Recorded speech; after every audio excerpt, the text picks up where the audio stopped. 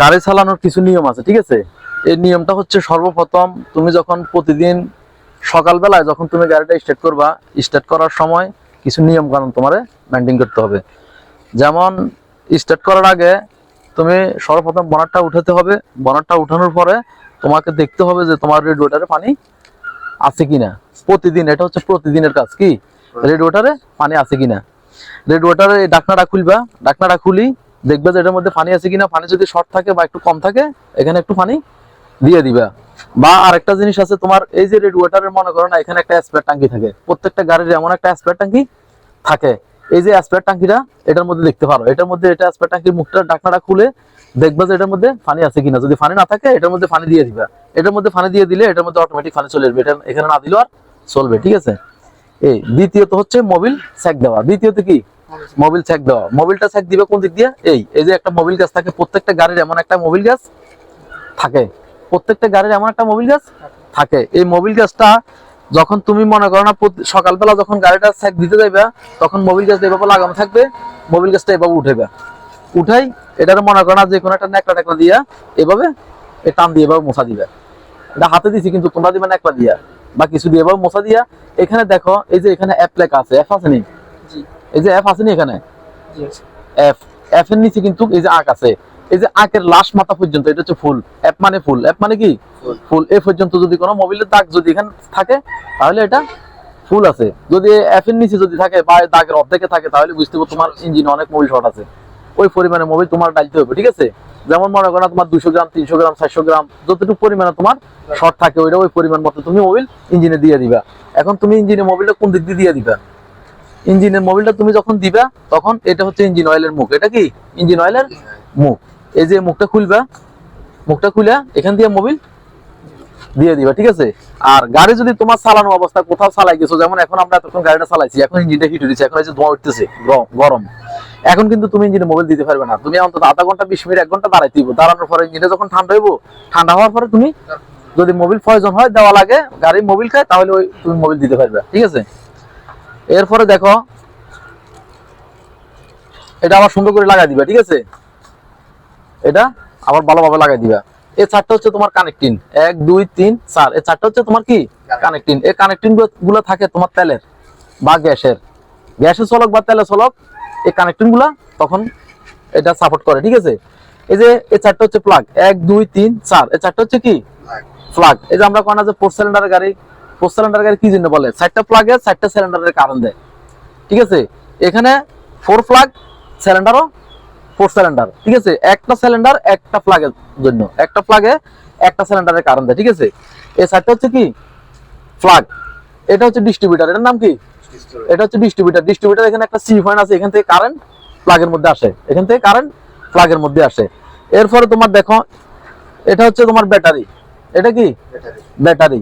এই ব্যাটারির কানেকশন গুলা, এই যে তোমার এই ক্লিপ গুলা, ক্যালাম গুলা তোমরা দেখতে পাবো যেগুলা ঠিক আছে কিনা। এই ক্যালাম গুলা যদি লুজ কানেকশন মারে, তুমি সেলফ মারার সাথে সাথে এখানে এই বুশগুলা, এই ফুসগুলা জ্বলে যাবে। এগুলা কি জ্বলে যাবে, এবং কি তোমার গাড়ি স্টার্ট হইতে যাবে না, স্টার্ট হইয়া আবার সারে দিবে, স্টার্ট হইতে লাগে আবার সারে দিবে। এই জন্য এগুলা যাতে স্ট্রং থাকে। এগুলা কি এখন স্ট্রং আছে না, এভাবে সবসময় রাখার চেষ্টা করো। যদি লুজ কানেকশন থাকে তাহলে তোমার স্টার্টে ডিস্টার্ব করবে, গাড়ি স্টার্ট করতে গেলে গাড়ি স্টার্ট হইতে যাবে না, ঠিক আছে।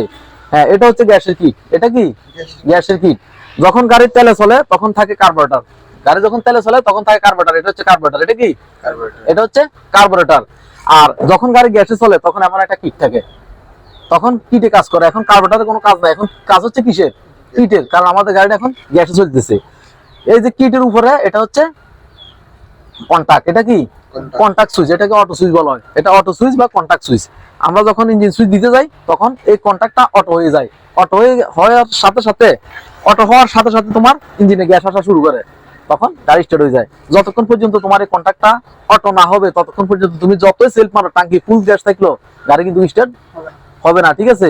এটা অটো সুইচের মতো কাজ করে, ঠিক আছে। এটার নাম হচ্ছে কন্টাক্ট, নিচেরটার নাম হচ্ছে কিট। এটা হচ্ছে তোমার ফিল্টার। এটা কি ফিল্টার। প্রত্যেকটা গাড়ির এমন একটা ফিল্টার থাকে। ফিল্টারের কাজ হচ্ছে ইঞ্জিনের ভিতরে যখন মেনুফুলির ভিতরে দিয়ে, এটা হচ্ছে মেনুফুলি। এই যে মেনুফুলির যে ভিতরে আঙ্গুলের মতো 4টা জিনিস আছে, যে এই 4টার ভিতরে দিয়ে যখন ইঞ্জিনের ভিতরে একটা হাওয়া প্রবেশ করে, হাওয়াটা কি জন্য প্রবেশ করে? তেল বা গ্যাস যেটা হোক, এটা তো সামান্য পরিমাণে পাইতেছে, ওই পরিমাণটাকে মনে করো হাওয়া দিয়ে ফেসার দিয়া ইঞ্জিনের ভিতরে নিয়ে আসে।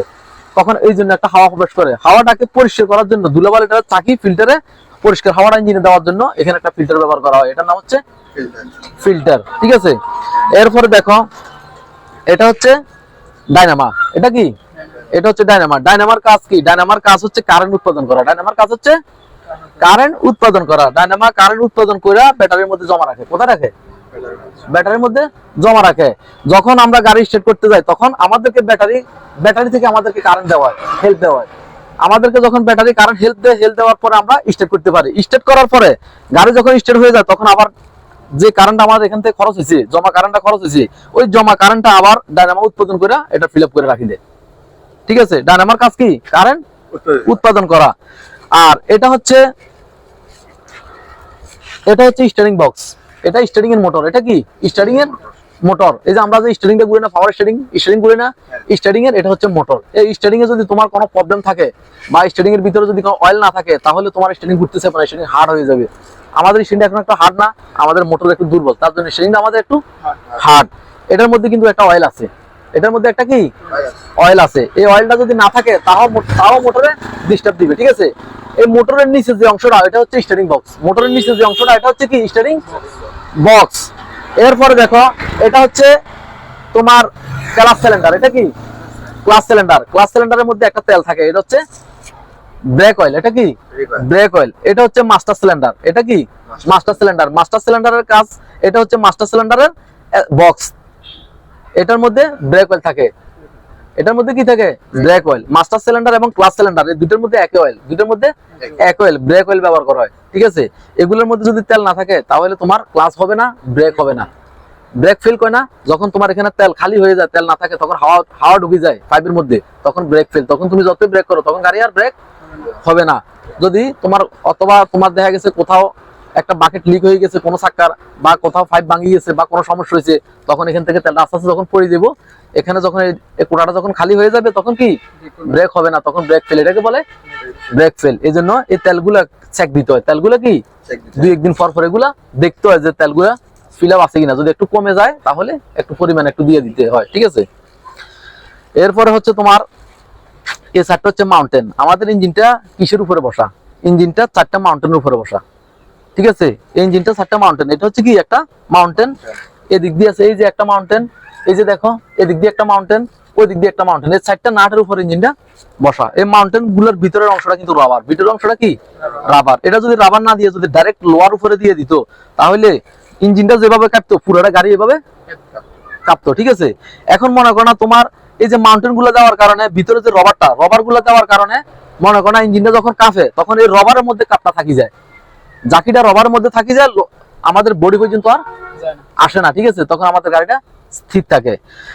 আরেকটা জিনিস মনে করো ইঞ্জিনের অংশটা দেখো, ইঞ্জিনটা 4 ভাগে বিভক্ত। কয় ভাগে বিভক্ত? 4 ভাগে বিভক্ত। যেমন মনে করো না এটা হচ্ছে টেবিট কভার, এটা টেবিট কভার। টেবিট কভারটার নিচের অংশটা হচ্ছে হেড। এটা কি? হেড। হেডের ভিতরে একটা ক্যারামশেপ আছে। ক্যারামশেপটা হচ্ছে কিরকম? যেমন আমাদের যেরকম মানুষের একটা মেরুদণ্ড থাকে না, এর ঠিক গাড়ির মেরুদণ্ডটা হচ্ছে ক্যারামশেপটা। উপরের অংশটা হচ্ছে টেবিট। এটা কি? টেবিট। এটা হচ্ছে টেবিট কভার, টেবিট কভার। ঠিক আছে, এটা হচ্ছে হেড। হেডের ভিতরে ক্যারামশেপটা থাকে, এটা হচ্ছে মানুষের মেরুদণ্ডের মতো। গাড়ির মেরুদণ্ড হচ্ছে ক্যারামশেপ। কি? এরপর হচ্ছে তোমার ব্লক। এর নিচের অংশটা মেইন ইঞ্জিনের যে মেইন অংশটা এটার নাম হচ্ছে ব্লক। ব্লক মানে বুক। মানুষের যেরকম বুক ছাড়া মানুষ বাঁচবো, হ্যাঁ, বুক। এটা হচ্ছে গাড়ির ব্লক মানে বুকটা, বুকের অংশটা। আর স্যাম্পারটা হচ্ছে তোমার একবারে নিচের অংশটা হচ্ছে স্যাম্পার, যেটা হলো মানুষের পিত্তস্থলী বলে না, প্রস্রাব যেখানে ধরা রাখে পিত্তস্থলী, সেম ওটা হচ্ছে তোমার স্যাম্পার। যে আমাদের গাড়ির যে ইঞ্জিনের যতগুলো মোবিল আছে সমস্ত মোবিল গুলো স্যাম্পারের মধ্যে জমা থাকে। ঠিক আছে,